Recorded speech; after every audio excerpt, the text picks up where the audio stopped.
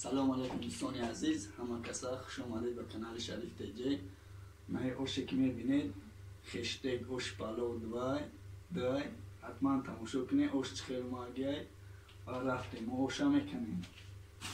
بسم الله الرحمن الرحیم.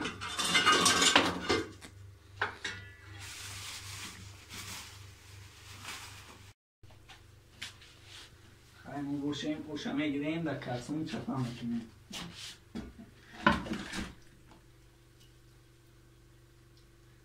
خیلی نختو بینه اوش خیلی ماگیه بازی خیلی شورواتش میکنیم.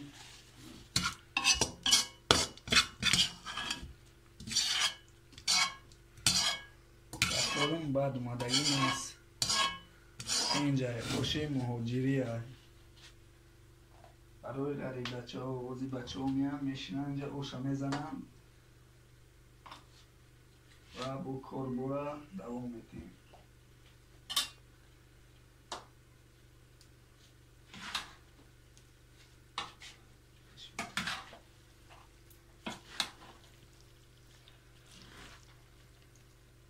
ای با گوشت هندو که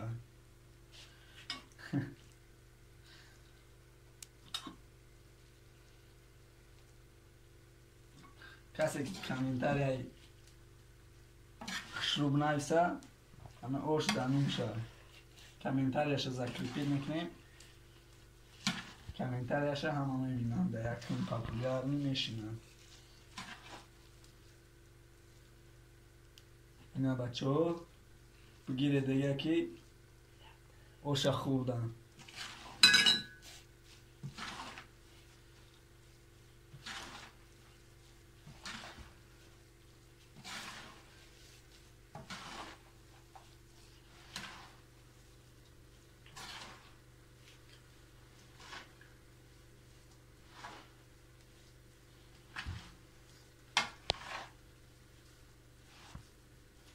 اوشا هم خیلی عرارش میدیم دایی دیگ میکنی. اوشا روغن سه روغنش میکنی میگیری در رو کاسون میکویش خشرو عرارش میشه برای که سبزی و دیگه چیزای درونش عرارش هم.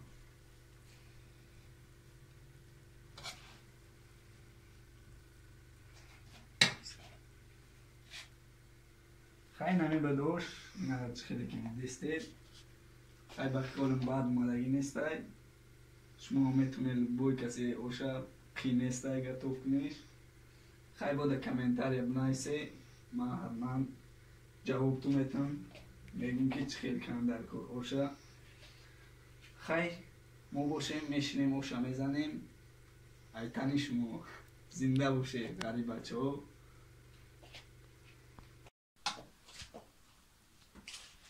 خیلی نمو میبرد این شکل.